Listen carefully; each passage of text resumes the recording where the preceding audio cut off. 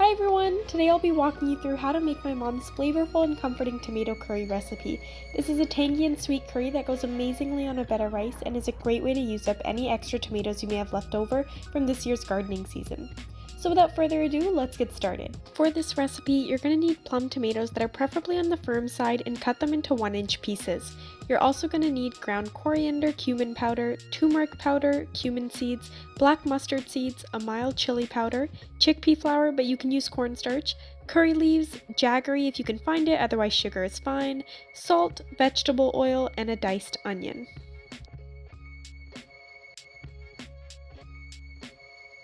We also added fenugreek seeds, garam masala, and a very tiny bit of Hing powder, which is also known as asafoetida powder.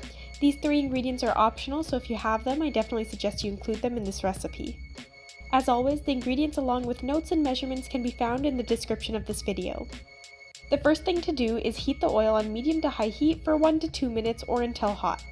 To test your oil and make sure it's hot enough, you can add a single mustard seed to the pot, and if you see bubbles forming around the seed almost immediately, then you know your oil is ready to go. Then add the black mustard seeds and wait for them to pop, which can take about 20 seconds.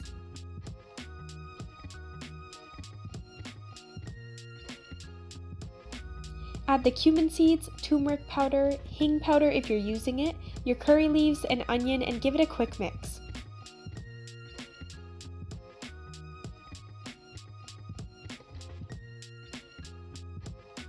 Then add your chili powder, fenugreek seeds, and salt.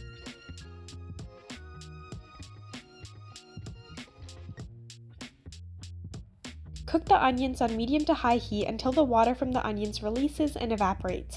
The onions will appear translucent, which will take about 5 minutes. Next, dump your tomatoes into the pot and give it a mix.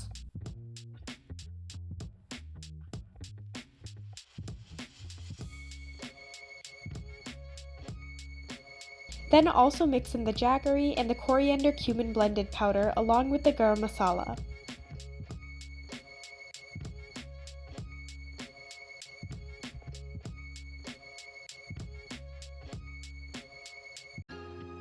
Now let the tomatoes cook down and release any liquids they have, which can take about 15 to 25 minutes. You then want to add the chickpea flour, which will help thicken the curry. If you don't have chickpea flour, you can take cornstarch and dissolve it in a spoon of hot water before mixing it into the rest of the curry. Let this cook for another 5 to 8 minutes.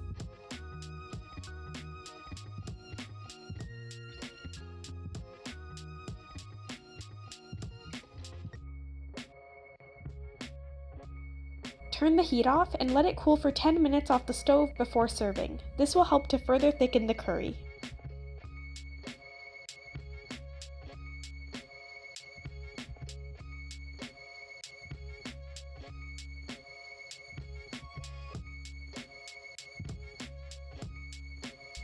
Now pour on a bed of rice and enjoy! You can also top with a generous sprinkling of save to add crunch and texture, and if you've never heard of save, it's basically sprinkles for savory food. So they're salty and crunchy and they come in fine and regular, but I recommend the regular for this dish just so they don't get soggy too quickly. That's all for this recipe. I hope you all enjoyed, and please don't forget to like, comment, share, and subscribe, and I'll see you all in our next video. Until then, take care.